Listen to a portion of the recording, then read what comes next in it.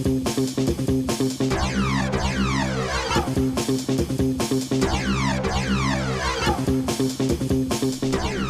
Johnny Two-Face here, back with another reaction video. This time I'm reacting to Napoleon's Marshals Part 6 by Epic History TV. Now,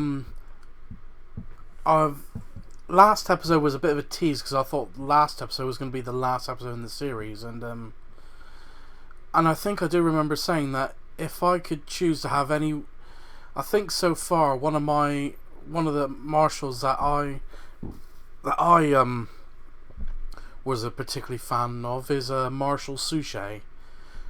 But if you haven't seen my reaction to the other episodes of Napoleon's Marshals, I suggest you check them out before checking this out. And you do come up with some interesting facts about each of these 26 marshals. They do come up with some good facts, and so and also I do like the fact that this series talks about some of the small battles that weren't mentioned in the main Napoleonic Wars series. So but I thought the narrator has always done a good job, and so without rambling on too much, the link to the original video will be in the description down below. Please just go and subscribe to Epic History TV. So let's not waste more time. Let's get this up on screen and let's get into this and play.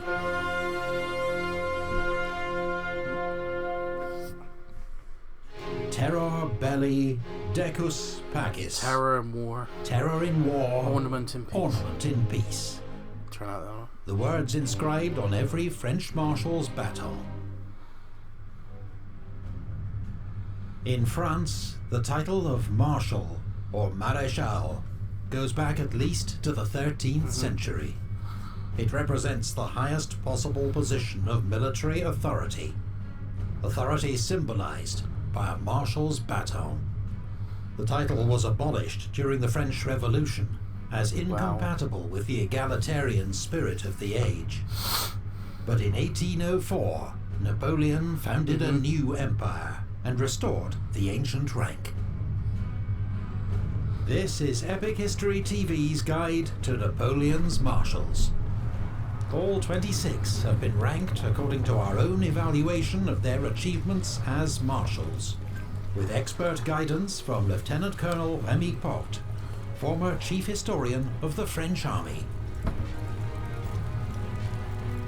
So far, we've met Marshals Pérignon, Brune, Serrurier, Kellerman, Grouchy, Moncey, Poniatowski, Jourdan, Bernadotte, Augereau, Lefebvre, Mortier, Marmont, Saint-Cyr, Oudinot, Victor, Murat, Bessières, MacDonald, Massena, Suchet, Ney, and Soult.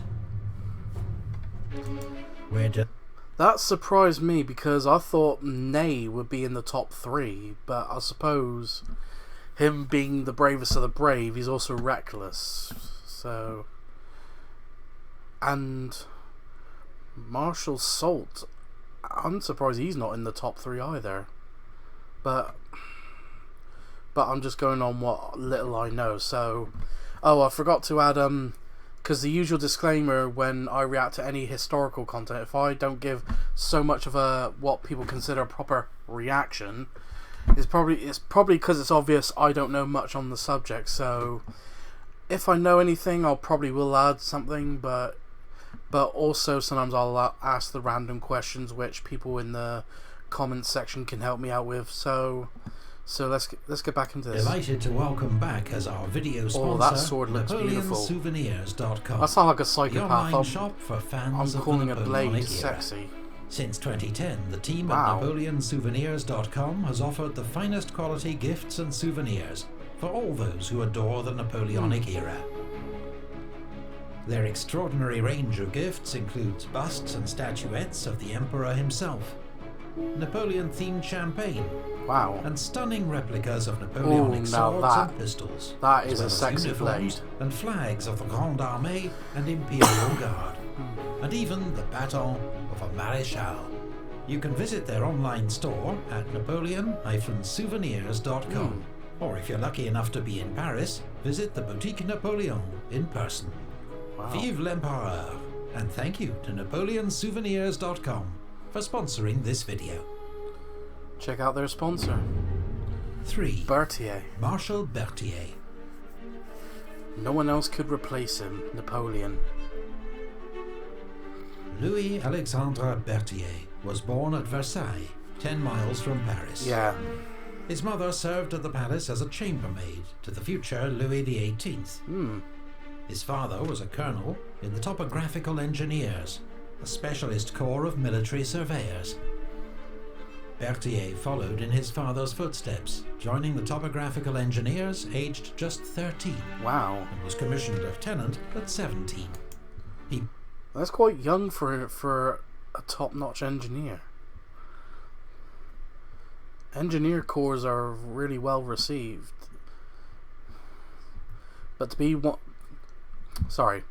I know they're well received, but to join an engineer corps at 13, that's incredible. He proved a talented and diligent staff officer. 10 years later, he accompanied General Rochambeau to America as part of French support to the colonists in their War of Independence, and witnessed the British defeat at Yorktown. By the time the French Revolutionary... Didn't the Battle of Chesapeake Bay also happen at the Battle of Yorktown, or is that I completely got the dates mixed up again? Wars broke out, Berthier was a brigadier general with 25 years service. Wow. He'd studied and given much thought to the problems of military organization and command. So logistics then. A reputation for outstanding staff work meant his services were in high demand, and he served as chief of staff to Rochambeau, Lafayette and Luckner. But during the Terror, ties to these politically suspect generals put Berthier himself under the spotlight. He was stripped of his rank and not officially reinstated until 1795, when he became chief of staff of the Army of Italy. Probably where he met Napoleon. The chief of staff led the staff section, which was responsible for turning the general's orders into action by drafting written instructions which were sent out by courier, as well as every aspect of army administration, ensuring efficient movement and supply, and collating reports on the enemy, terrain, roads, and anything else that might affect operations. So, scout work. Berthier, building on recent trends in French staff practice, now developed his own comprehensive staff organization. He established 3 sections. His personal office or cabinet, mostly skilled civilian clerks who handled troop movements, transcribed orders, filed reports, and collated intelligence on enemy forces. His private military staff, made up of aides-de-camp, liaison officers and couriers. And the general staff itself, headed by the First Assistant Major General, also divided into 3 sections. The first dealt with additional troop movements, plus auxiliary services such as hospitals, military policing, prisoners of war, and security of supply lines. The second section organized the army's camps and billets. The third section was the topographical section, responsible for maps and reconnaissance. The general structure of Berthier's system changed little over the next 18 years and proved uniquely effective at handling the challenges posed by a new era of European warfare. Its chief beneficiary would be the Army of Italy's new commander, Napoleon Bonaparte. Napoleon also discovered that his chief of staff possessed immense personal qualities, a heroic capacity for work, meticulous memory and attention to detail, and devotion to duty and discipline. Crucially, he had a gift of turning Napoleon's verbal, sometimes vague, commandments into clear, concise written orders that made sense to his officers and later marshals. Napoleon and Berthier established a highly effective working relationship that would last until 1814. It relied on Berthier's complete acceptance of his subordinate role. He played no part in devising strategy, and never challenged or contradicted Napoleon except on points of logistical detail. When a friend queried his devotion to Napoleon, who was an extremely demanding and short-tempered boss, Berthier replied, "Remember that one day it will be a fine thing to be second to Bonaparte." Fair enough. Berthier's hard work and brilliant staff system underpinned all Napoleon's successes in Italy and beyond. They spent so much time together, Berthier was nicknamed Napoleon's wife. Damn. He was personally brave too, leading an attack at Lodi and a cavalry charge at Rivoli. But his genius was for staff work and administration, not army command, as he well knew. When he briefly inherited command of the Army of Italy in 1797, he begged Napoleon to return as soon as possible to take over. Berthier played a crucial role in planning Napoleon's Egyptian expedition of 1798, and masterminded his famous crossing of the Alps in 1800, which saw French troops advance almost 100 miles through the mountains in just 8 days. The same year, Napoleon made Berthier Minister of War, putting him in charge of all French military administration. When Napoleon proclaimed his new empire in 1804, Berthier was the first name on the list of new marshals, with seniority over all others. The next year, his role as Chief of Staff, or Major Général of the Grande Armée, was officially confirmed. In the fast-moving campaign of 1805, Berthier's system ensured Napoleon always had up-to-date information about the location and strength of his own forces, as well as the latest reports on enemy movements, from scouts, spies, and prisoners. Such advantages helped him achieve the stunning encirclement of Mack's Austrian army at Ulm. On campaign, Berthier and the Emperor often travelled together in the imperial coach, working without pause. His workload was immense. Dedication. But so too were the rewards. Following the victory at Austerlitz, Napoleon made Berthier the hereditary sovereign prince of Neuchâtel and Valengian, with an enormous private income. Over the course of Napoleon's reign, he received endowments worth more than 1 million francs per year from the emperor, more than any other marshal. Yet Berthier remained a liability as a field commander. In 1809, Napoleon put him in temporary command of the Army of Germany. When Archduke Charles made a bold advance into Bavaria, Berthier's response was hesitant and muddled, and nearly led to Marshal Davout's corps being encircled. Only Napoleon's arrival averted disaster. Yeah, because I think twice Davout was nearly cut off from the main army. Returning to his usual role as Chief of Staff, Berthier once more proved his exceptional talents, coordinating the movement of 200,000 men and paving the way for the Emperor's victory at Wagram. The title, Prince. That is a good achievement, because you imagine how much of a logistical headache that is, trying to organize the logistics of 200,000 men, and that's not if you include all the drivers or the civilians, that, like the women that cooked for the soldiers. Of Wagram was added to his honors. Excuse me. The invasion of Russia in 1812 was a test like no other for Marshal Berthier and his staff. It required coordinating the movement of 500,000 troops, the biggest army ever seen in Europe, across a 400-mile front. "A simple private is happier than I," Berthier complained. "I am being killed by all this work."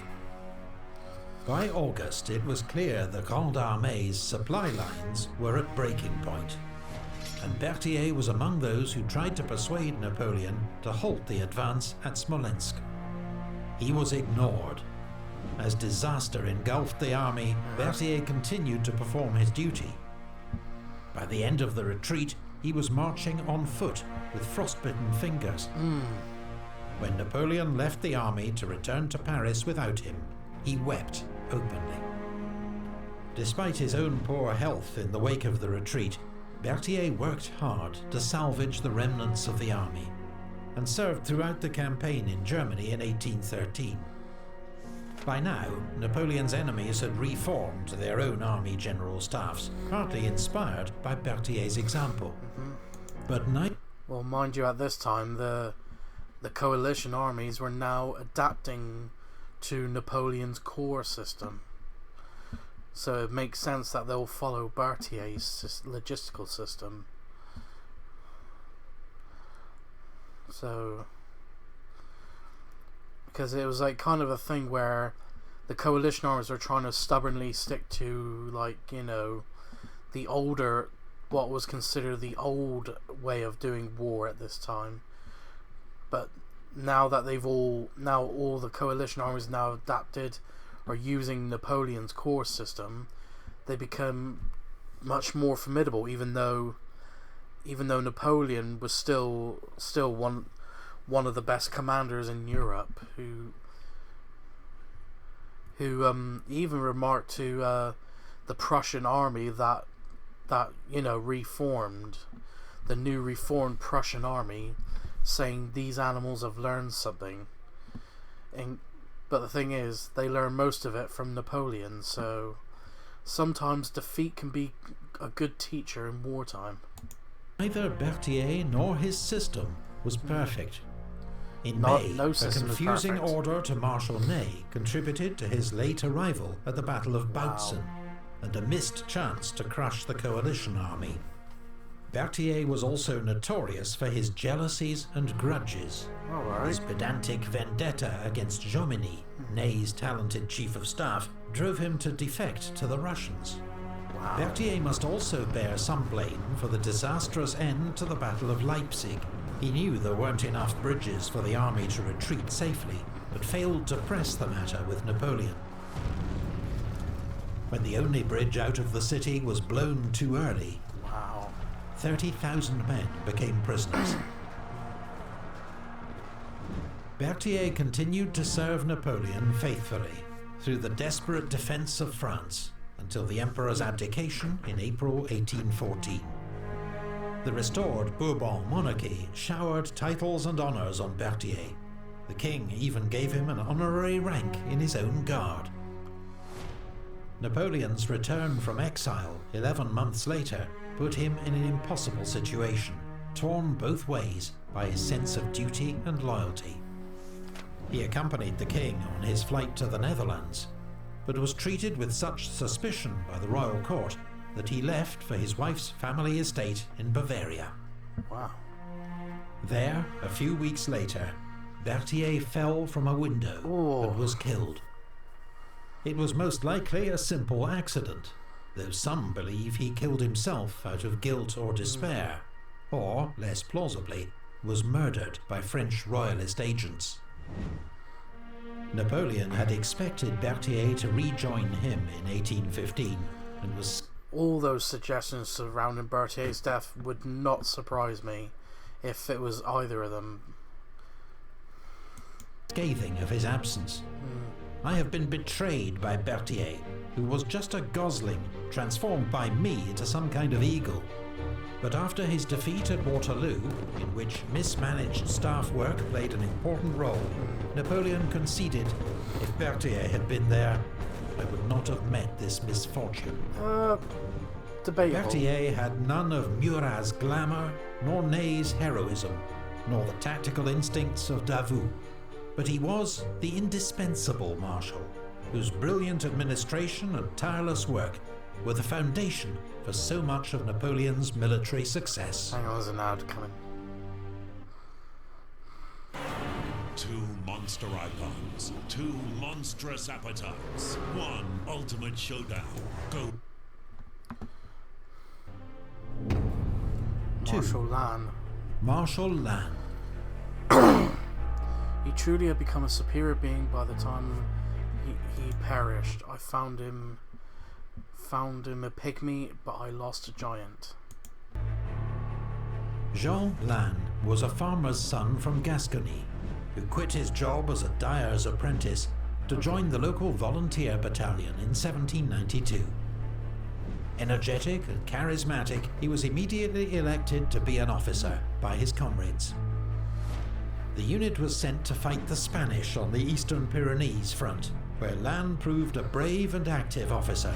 He distinguished himself in several actions and was promoted to command the regiment. Lannes was then transferred to Italy as part of General Augereau's division, where his bold, aggressive leadership won praise from General Massena and then a dago from General Bonaparte himself, who rewarded Lannes with command of a grenadier brigade in the army's advance guard. A month later, at the Battle of Lodi, Colonel Lannes was first across the river, leaping off the bridge and wading ashore under enemy fire. Wow, that is At the brave. Battle of Arcolay, he was wounded twice, but when he heard the French were retreating, he left the dressing station to lead a fresh attack, which probably saved Napoleon from capture or worse.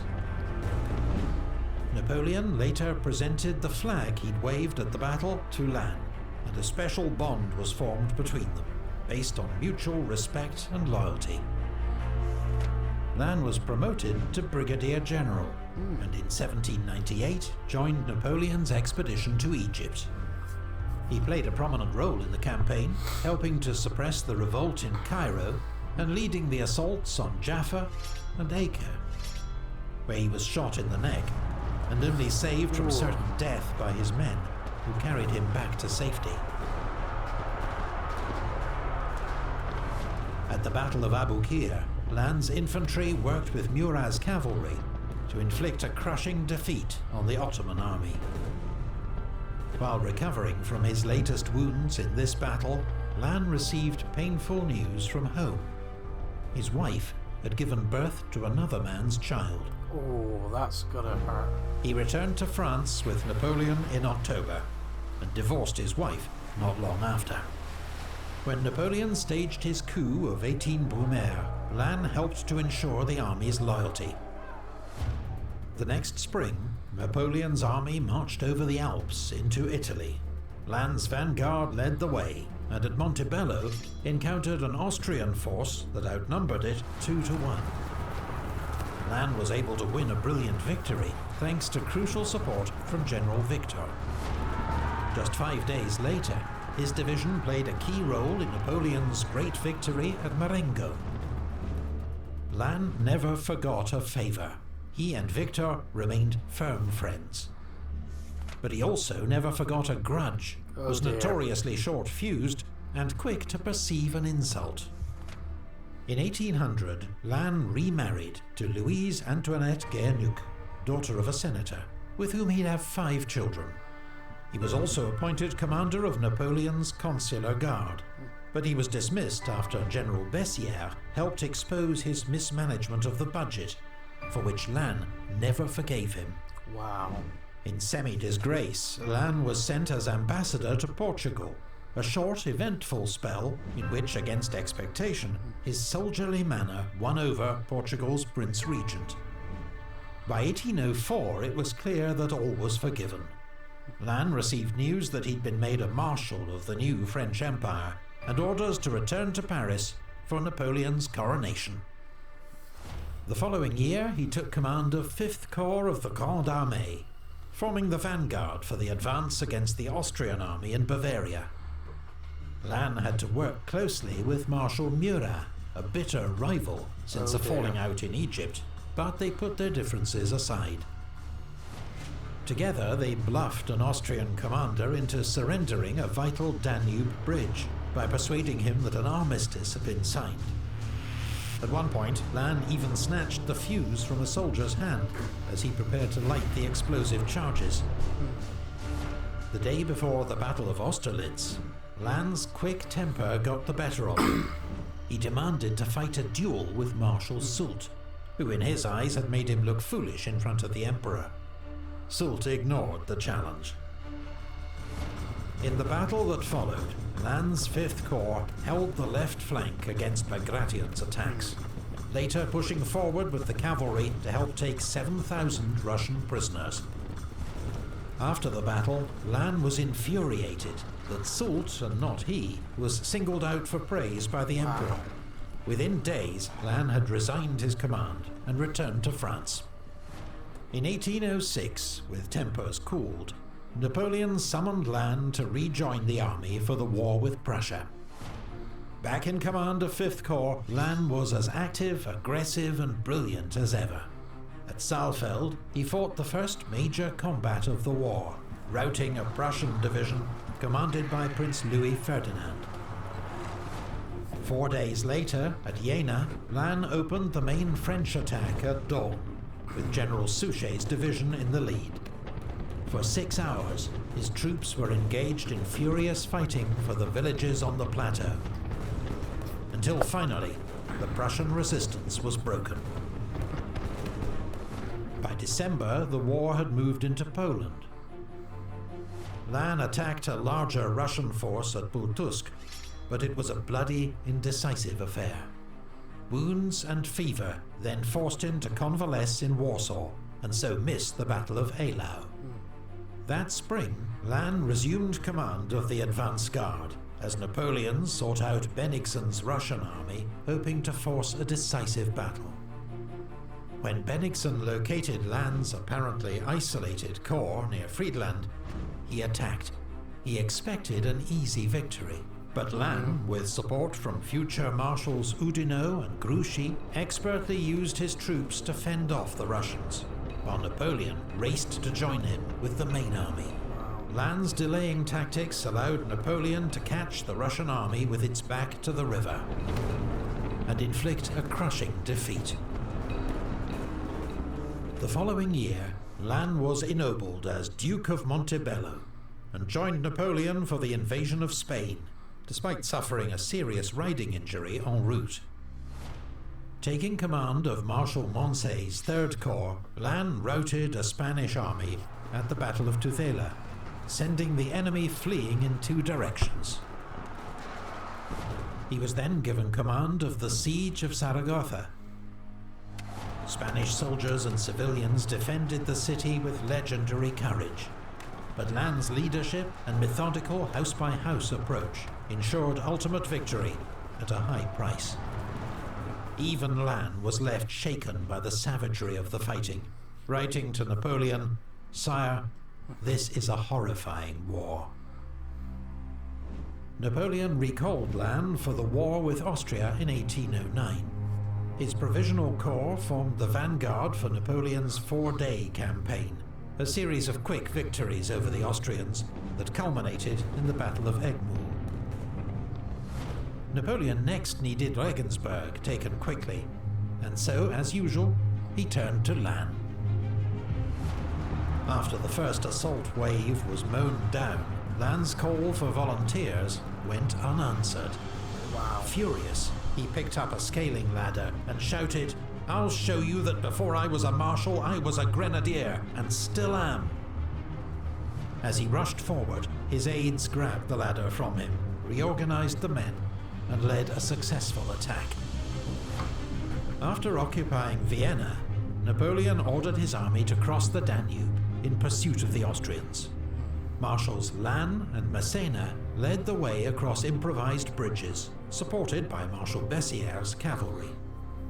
It was soon clear that Napoleon had miscalculated, and that they faced not just an Austrian rearguard, but the full might of Archduke Charles's army. Massena held the village of Aspern, while Lannes organized the defense of Essling. But desperately needed reinforcements and ammunition were held up as the Austrians floated obstacles downriver to smash the fragile bridges. Lannes' old rival, Marshal Bessieres, was placed under his temporary command. Lannes sent repeated orders for him to charge the enemy, in language that verged on an accusation of cowardice. And that evening, the two marshals nearly came to blows. The next day, Lannes' corps led an attack on the Austrian centre, but was driven back by the weight of enemy fire. The French-held villages were under constant, pulverizing bombardment. Around 4 p.m, Lannes' old friend, General Bouzet, was hit by a cannonball and killed in front of him. Lannes, badly shaken, walked off to sit alone for a moment, when a cannonball skipped along the ground and smashed both his legs. Ooh. Lannes was carried to the rear and placed in the care of the Grande Armée's most famous surgeon, Baron Larrey. Larrey quickly decided that he must amputate one leg. The operation went well, but the wound became infected and Lannes died 9 days later. Napoleon, who had visited Lannes every day, wept at news of his death. What a loss for France, and for me. Then he wrote to Lannes' wife, "The Marshal has died this morning of the wounds he received on the field of honor. My pain equals yours. I lost the most distinguished general in my army and a companion in arms for 16 years, whom I considered my best friend." Marshal Lannes' death was a great blow to Napoleon and the army. He had proved himself an outstanding commander, as brave as Ney, with the military mind of Soult, the marshal who led Napoleon's vanguard in 4 of his greatest campaigns. His remarkable soldiering skills would be sorely missed by the Emperor in the challenging years that lay ahead. Another ad. Switch to Google Pixel with a studio quality camera. Switch from pretty good Of course, photos it's to unskippable. stunning photos in low light. So you can even capture crystal clear shots of the stars. But yeah, that was a really horrible injury to listen to. Both legs smashed by a cannonball. 1. Davout, Marshal Davout. the Iron Marshal himself. Davout was one of the purest glories of France. Louis-Nicolas Davout was born into a noble family from Burgundy, with a tradition of military service that went back to the Crusades. At 15, he was sent to the military school in Paris, 15? just missing a young Napoleon Bonaparte, who'd graduated a few weeks before. In 1788, Davout was commissioned into the Royal Champagne Cavalry Regiment. But within a year, his vocal support for the French Revolution had got him into deep trouble. He was forced to resign his commission and spent 6 weeks in prison. In 1791, Davout joined a local volunteer battalion and was elected its deputy commander. The next year, France was at war with Austria and Prussia, and Davout soon proved himself a brave, highly organized and energetic officer. He also won praise for attempting to prevent his commanding officer, General Dumouriez, defecting to the Austrians, though he was not successful. The incident did speed Davout's promotion to Brigadier General.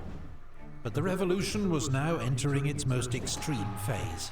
A new law barred ex-aristocrats from the army, and Davout had to resign his commission once more.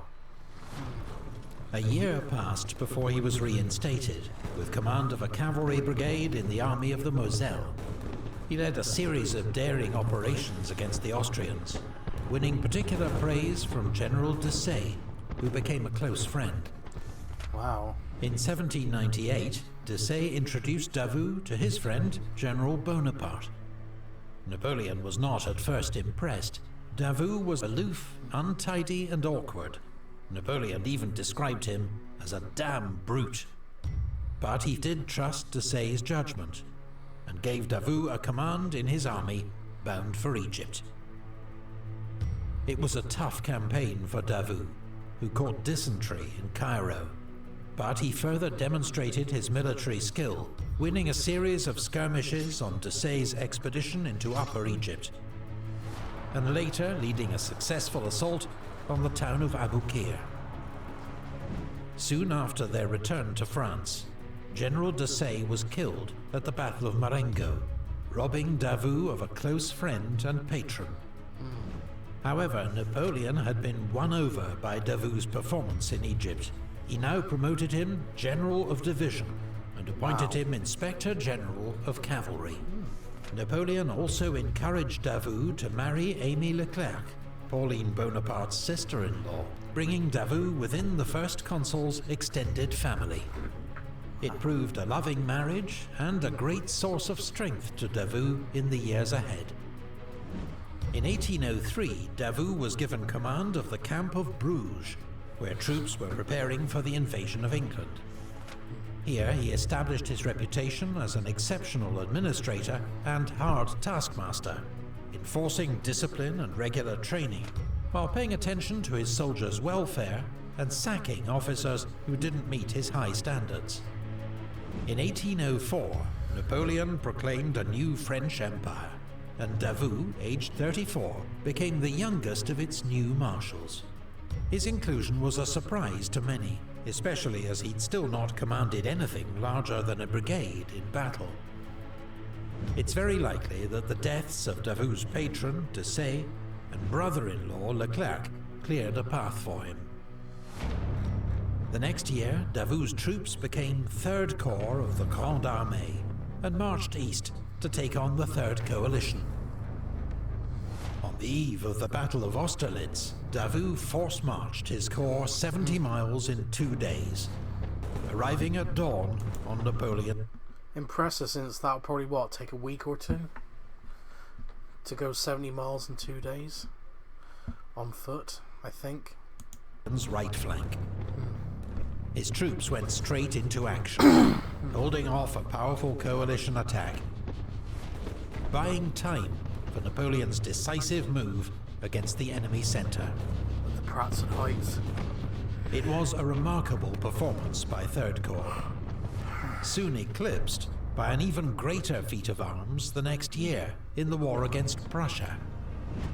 As Napoleon concentrated his forces at Jena to attack what he believed was the main Prussian army, he ordered Davout's 3rd Corps and Bernadotte's 1st Corps to cut off their retreat.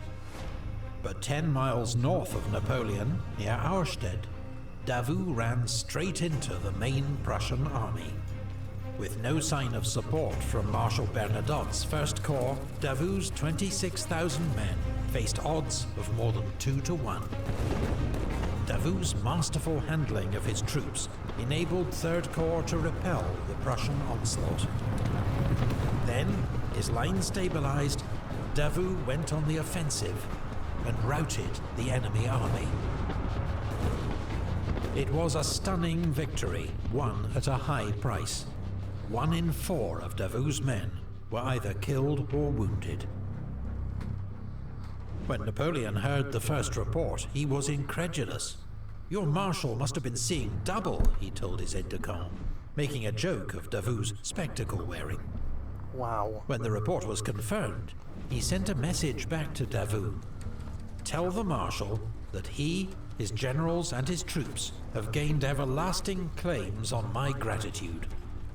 He later gave 3rd Corps the honor of being the first troops to enter Berlin. The next year, at Eylau, Davout's corps again played a pivotal role, trying to turn the Russian flank. When his men were driven back, Davout rallied them, shouting, "The cowards will die in Siberia, the brave will die on the field of honor." This time, 3rd Corps could not break through, but its tenacity helped persuade the Russians to retreat that night. Following the peace treaty of Tilsit, Davout became Governor-General of the new Duchy of Warsaw, where he oversaw the recruitment and training of Polish troops. In 1808, he was ennobled as Duke of Auerstedt. But for all his military prowess, Davout was not a popular figure. Notoriously tough, his troops respected rather than loved him, while several marshals were irritated by his air of superiority and blunt manner. In 1809, with war looming with Austria, Davout rejoined 3rd Corps at Regensburg. When Archduke Charles advanced into Bavaria, the army's temporary commander, Marshal Berthier, nearly left Davout to be cut off. As soon as Napoleon arrived, he ordered Davout to withdraw. It was almost too late, but with immense skill, Davout and 3rd Corps were able to fight their way clear and rejoin the army. Davout played a major part in the counter-offensive that followed, known as the Four-Day Campaign, pinning Austrian forces at Egmul until Napoleon arrived to deliver the decisive blow. A month later, at the Battle of Aspern, Davout and Third Corps never made it across the river. The Marshal's role was limited to trying to sort out the crisis at the bridges until the French were forced to withdraw. When the army crossed the Danube again 6 weeks later, Davout was in his usual post on the right wing. On the first day of the Battle of Wagram, the Emperor criticized Davout for his slow attack. But the Iron Marshal, as he was now known, was saving his men for what he knew lay ahead. The next day, Davout's troops fought off a major Austrian dawn assault, then launched their own attack, gradually driving in the enemy left flank, helping to make Austrian retreat inevitable. Davout and his corps had emerged from another major campaign as heroes. The grateful Napoleon bestowed on him a new title, Prince of Egmul. For a few years there was peace in Central Europe. Davout spent most of it in Hamburg, in his new role as Governor-General of the Hanseatic cities, cracking down on corruption and illegal trade with Britain. In 1812, Napoleon entrusted him with the enormous task of organizing the Grande Armée for the invasion of Russia. Davout's First Corps alone was 72,000 strong, as big as Napoleon's entire army at Austerlitz. When it crossed the Niemen River in June, its troops were so well turned out that one observer compared them to the Imperial Guard itself. Davout's giant corps was the spear tip of Napoleon's invasion. He mauled Bagration's Second Army at Saltanovka, but could not prevent its escape. 3 weeks later, his troops were in the thick of the fighting at Smolensk. But Davout's lack of allies among the other marshals began to show. Many were keen to see him taken down a peg or two, including Napoleon's Chief of Staff, Marshal Berthier, and perhaps even the Emperor himself. When Davout got into a row with Marshal Murat, whom he regarded as incompetent, Napoleon decided in Murat's favor, giving him one of Davout's divisions. On the eve of the Battle of Borodino, the Emperor dismissed Davout's request to outflank the Russian defenses. "You are always for turning the enemy," he told him. "It is too dangerous a movement." In the bloody battle that followed, Davout's corps led the frontal attack on the Flèche earthworks. The Marshal himself was injured when his dying horse rolled over him, but remained on the field directing the attack, which was ultimately successful.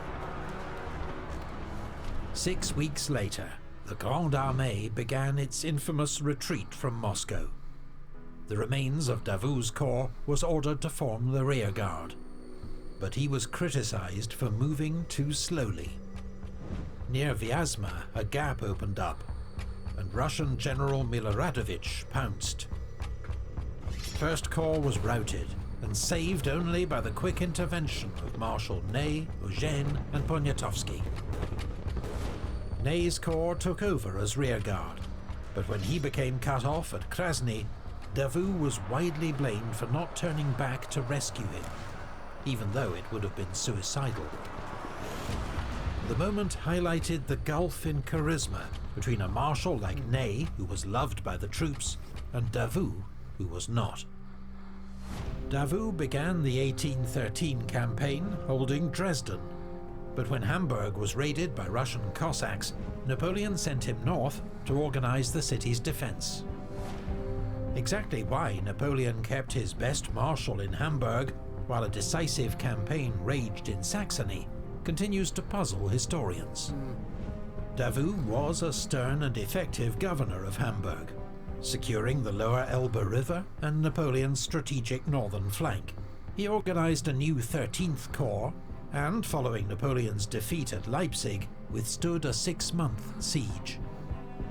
Davout only surrendered Hamburg in May 1814, after confirmation arrived of Napoleon's abdication. But what difference the Iron Marshal might have made at Bautzen, Dennewitz, Leipzig or Long remains a tantalizing what if. Davout was not welcomed into the restored Bourbon regime like other marshals. His loyalty to Napoleon was despised by the ultra-royalists. Instead, he was forced into retirement and put under police surveillance.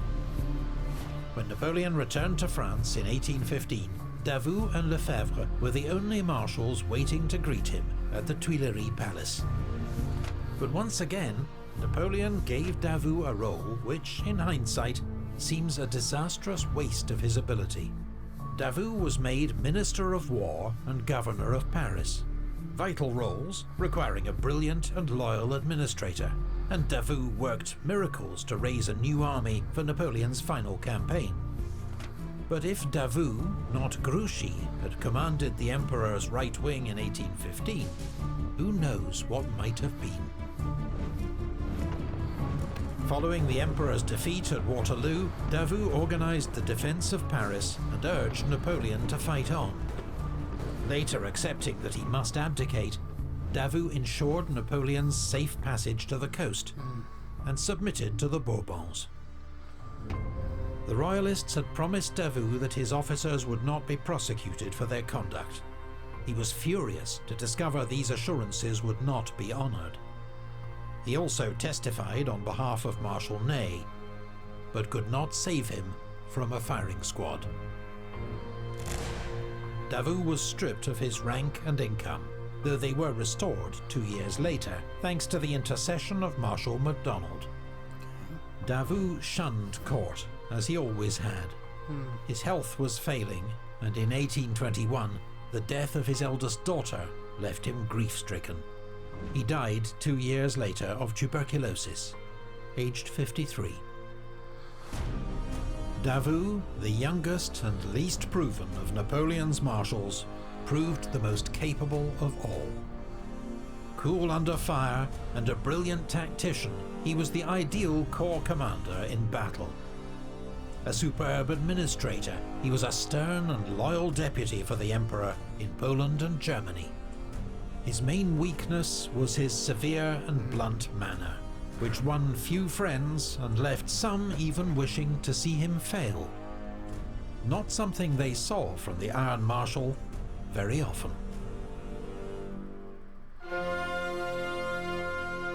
So concludes our ranking of Napoleon's marshals. 26 dramatic lives that reflect a tumultuous age. Products of a military meritocracy forged in the French Revolution. Skills honed by 2 decades of war. Their fates entwined in the rise and fall of empires. History may never see such an extraordinary, diverse and colourful collection of military commanders again. Thank you to all the Patreon supporters who've made this series possible. Visit our Patreon page to find... And that'll do it. It's been such a good series from Epic History TV, and but as I said, I do agree with Marshal Davout being on top. As I said, they all have their own flaws, but their good qualities outweigh their flaws. So it's been a great series by Epic History TV. I love, excuse me, I do love the stuff they put on their channel, and the narrator always does a brilliant job. So anyway, this has been an interesting video. If you like this reaction, please like, comment and subscribe, and I'll see you in the next one.